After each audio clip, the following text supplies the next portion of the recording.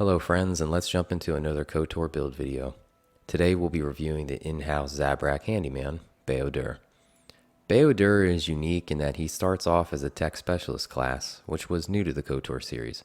His mental aptitude and his abundance of skills make him a highly valuable teammate for crafting and skill checks. Despite him being more comfortable with machines than organic life, he really is a ride-or-die companion to the Exile.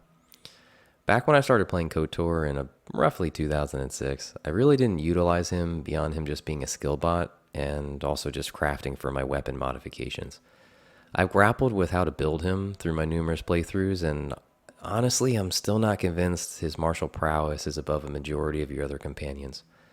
If you share a similar mentality to me, that in order for a Jedi to be effective, they need a lightsaber, you would definitely be forgiven.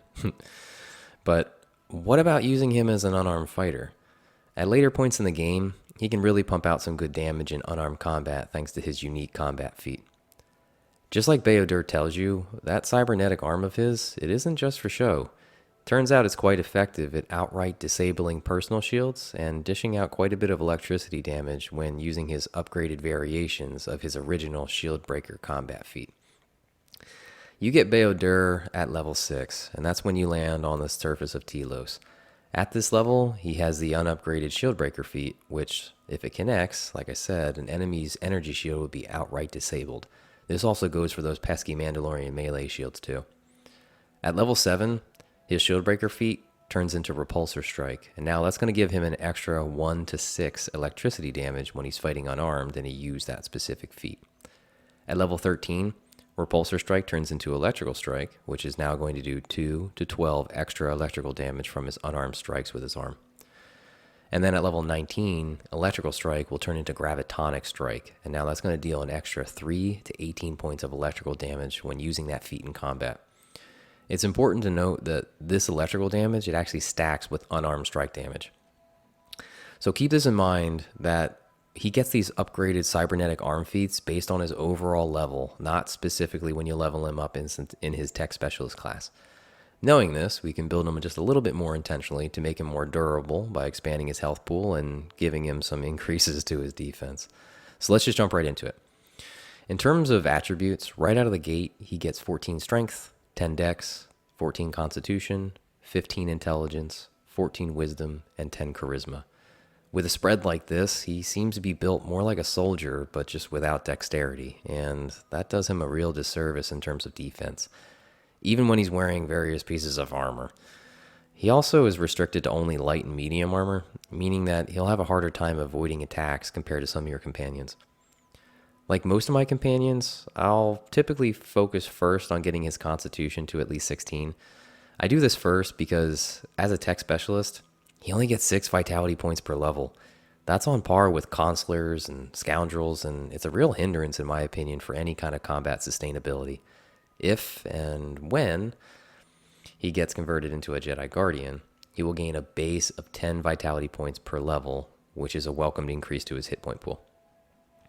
Now, since we get him at level 6, you can stop increasing his constitution by level 12. Once his constitution is 16, I'll typically focus solely on strength just to have him hit a little bit harder in melee combat.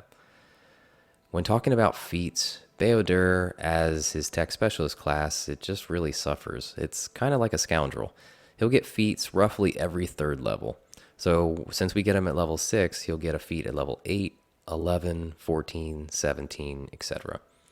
Since he lacks in the feat department as a tech specialist, I typically stop increasing his level or stop leveling him up just once he hits level 8 as a tech specialist, and that's all just before I convert him into a Jedi Guardian. And yes, I am aware that he does get unarmed training or like unarmed fighting training as a tech specialist, and that's going to reset when you convert him into a Jedi. But honestly, I'll take an increase to his defense and a higher health pool over just strictly more damage in combat. Glass cannons are nice, but when he can barely pull off a few attacks before being struck down, that's not really my preference.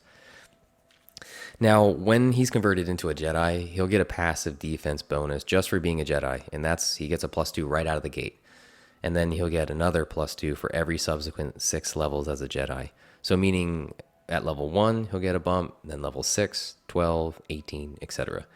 Because he has no bonuses from his dexterity, these bumps are a welcomed reprieve. Once he's a Jedi Guardian, he'll get feats at level 1, 2, and 3 in the class, followed by every other level. And because of that, I'll typically focus on dueling, so he'll also benefit from this when he's fighting unarmed, and also because his defense quite suffers, so giving him at least a little bit more increase to his attacks and defense, that's well welcomed in my opinion. I'll give him Master Flurry, just so that way he gets more attacks per rounds, especially if you're not going to be fighting unarmed and using that cybernetic arm feat. Master Toughness, just for increased health. And then because at Master Toughness, you're also able to mitigate some of that incoming damage. And just because, let's be honest, he will be taking hits. Gear-wise, I would focus on boosting his strength, either by like the Power Implant, which requires 14 Constitution for a +2 in strength, or the Bavakar strength system, which requires 16 Constitution, but you get +3 in strength. More strength, just like I said, means more melee damage and a higher chance to hit. Now, this strategy is also going to include his belt options, so I typically will try to give him either like the CNS Strength Enhancer, which gives him a +2 to his strength and a +2 to all of his saves, or I'll even just give him the GNS Strength Enhancer, which is just a +4 flat to his strength, but no other bonuses. Now, gloves, it really depends on what kind of build you're going for here. I mean, if you're going to have him wield a lightsaber, I always just do a single blade. And like I said, just more for defense. So I'll try to give him like the whatever.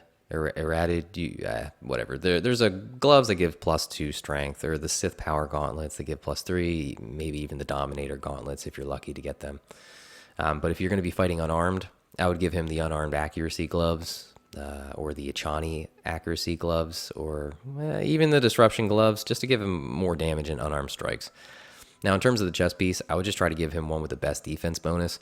You can also craft different over and underlays, either to give more, more defense, or give him more strength, more constitution, whatever, whatever fits your fancy. For force powers, he's going to be wearing armor, and that restricts a lot of my go-tos. So it's important to note that, he can't wear like the Jal Shay armor, which is a light armor piece, but it does allow the use of force abilities. So Bao-Dur really does get gypped out in a lot of areas, in my opinion. But specifically for force powers, I'd recommend giving him heal, especially if you're light side. Master energy resistance, force deflection if you're going to be fighting unarmed. Force wave, that's just a universal good power, in my opinion. Or force scream if you're dark side. So let's see him in action.